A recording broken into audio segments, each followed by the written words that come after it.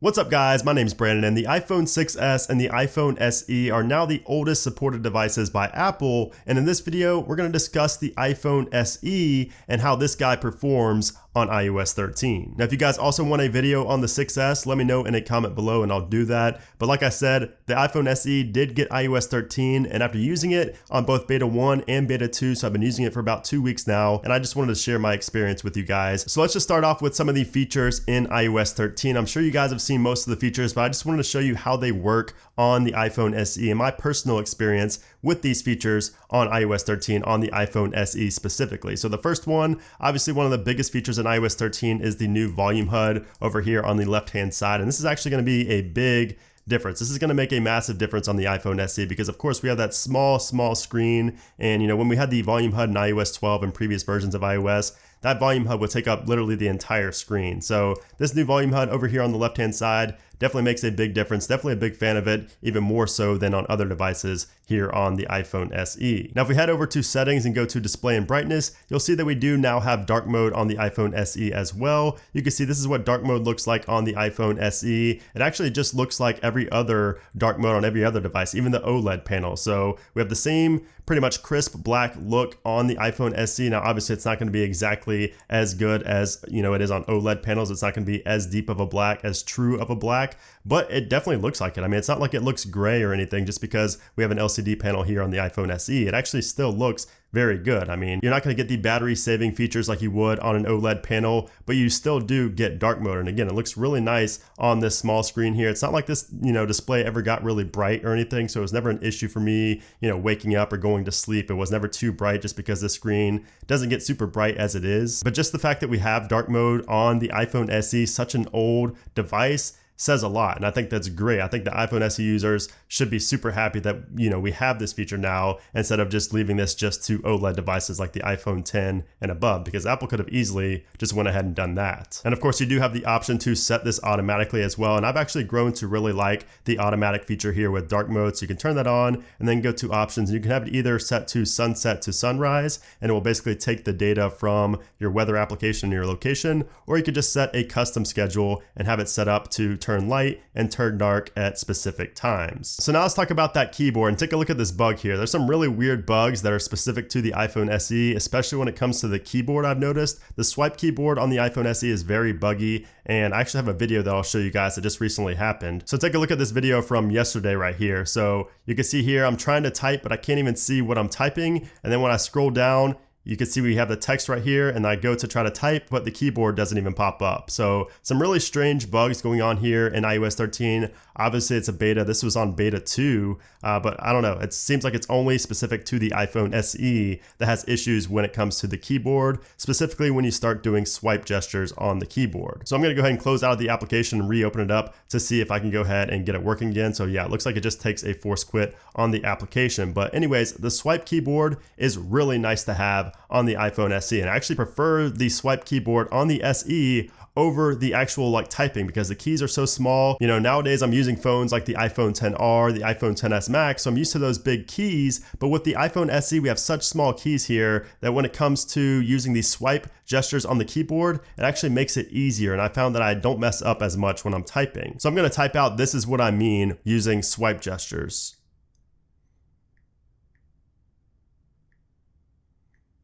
See how easy that was? I just feel like that's so much easier and quicker than typing on such a small keyboard. Now obviously if you still use an iPhone SE on a daily basis, you're used to that small keyboard, but even still, swiping on the keyboard is a massive time saver if you're actually good at it. And it doesn't really take a lot of practice. I used to hate swipe keyboards, but after using it for like a day, I got really good at using it. So I would definitely prefer the swipe keyboard if you are on the iPhone SE when it comes to texting or really just anything where you insert text throughout iOS. Now another feature that could have been left out on the iPhone SE, but Apple decided to include it, is the long press, aka 3D touch, aka haptic touch. So you can see here on the home screen, we now have the 3D touch menus when we just tap and press, tap and hold on home screen icons that support it. Not every application supports it, but you can see there, tap and hold, and you will see it. Now, one thing that I don't like about the iPhone SE is that we don't have the haptic feedback. Obviously, this is a dated phone, so we don't have the haptic feedback, so you don't get that little vibration, that little subtle vibration, letting you know that you are invoking the menu. But nonetheless, it is still nice to have the long press haptic touch. I guess you can't call it haptic touch. It's called long press here on the iPhone SE. It's still nice to have these menus. Like for instance, if you are web browsing, you can go to like an article right here,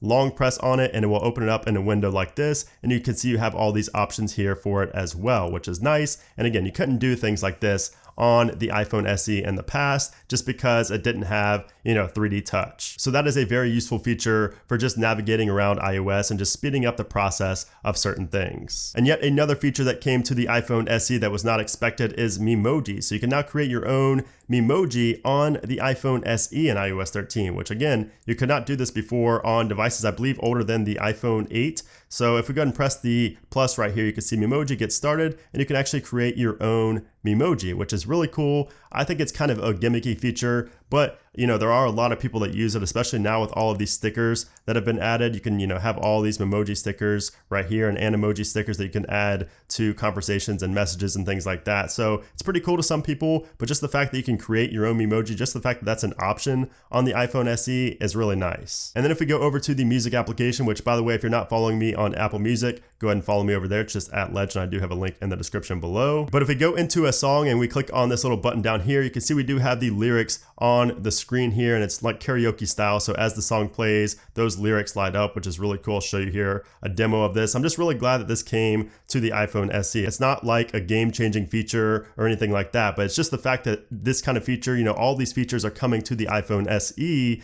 and they're the same features that are available on like the $1,000 2018 iPhone. So it's just really cool to see all of these features, like the lyrics and like pretty much everything I've shown in this video so far.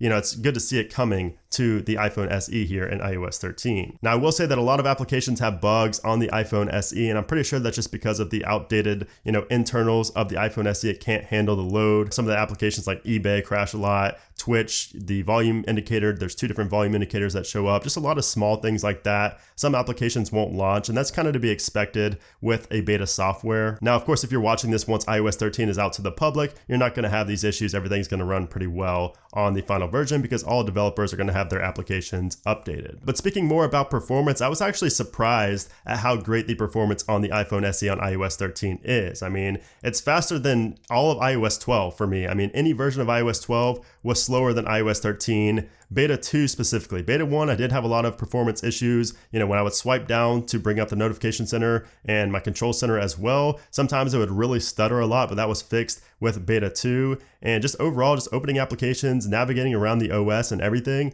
is faster than iOS 12 for me, which is super surprising, given that it's such an old device and this is probably the last year it's going to be supported. And it's even more surprising because iOS 12 was just focused on optimizing older devices, but the fact that iOS 13 adds all of these features to the iPhone SE and it doesn't sacrifice performance is just really impressive and says a lot about Apple and their optimization and just their willingness to keep older devices around, not force you to update to a newer device to get some of these features. But yeah, I obviously use multiple iPhones a day, but what I use the iPhone SE for mostly is I'll check social media on it. I do like the smaller screen sometimes, and I do happen to, sometimes type faster with that swipe keyboard when I'm replying to things on Twitter. I'll sometimes have a Twitch stream up and running while I'm doing something else on another phone. I'll look at Instagram and things like that. I'll shop a little bit on Amazon. Pretty much all these applications are the ones I use. I haven't used Netflix yet on the iPhone SE just because obviously the screen size isn't really ideal for watching something on Netflix, but it performs pretty well when I'm doing things on social media and Amazon and things like that. Now, when it comes to the battery life on iOS 13,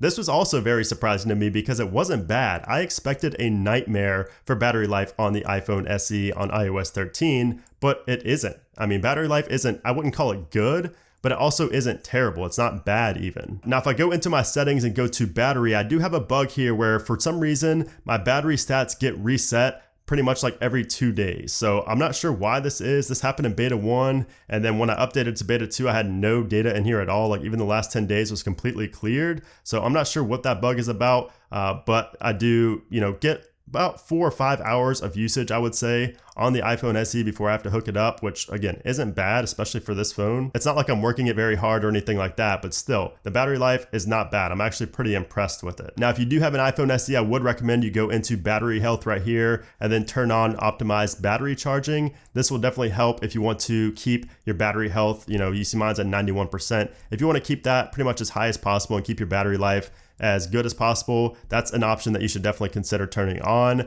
I don't really care about using that on newer phones, but on older phones like the 6S and the SE, it is a good idea to turn on pretty much anything these days that will help you save some battery life. And of course, like I said, having dark mode isn't really going to save much battery life. And by the way, you can also get to dark mode by long pressing on the brightness toggle right there and then tapping down here where it says appearance. You could turn it just by tapping like so, just like you can on all of the newer devices as well. Now, of course, there are a lot of features that aren't included on the iPhone SE, but majority of the big iOS 13 features are also included in the iPhone SE, which is why this update just really shocked me. I mean, I did not expect all of this to be coming to the iPhone SE at all, and especially the 6S as well, both the oldest devices. But yeah, overall, I would say the iOS 13 on the iPhone SE is just not at all what I would expected, and I mean that in the best possible way. So that leads me to the next question, which I've actually gotten quite a bit, and I'm surprised at how many people actually still use the iPhone SE as their daily driver. But a lot of people have asked me, should I go ahead and install iOS 13 on my iPhone SE if I use it as a daily driver? And to that, I would say yes, update to iOS 13, but wait for at least the public beta, which should be here very, very soon. I will be covering that here on the channel. I'll let you know exactly when it is released. But I think that waiting for the public beta will be great for possible battery improvements. I think a lot of performance improvements as well, because I think once the public beta comes out, a lot more app developers are going to start updating their applications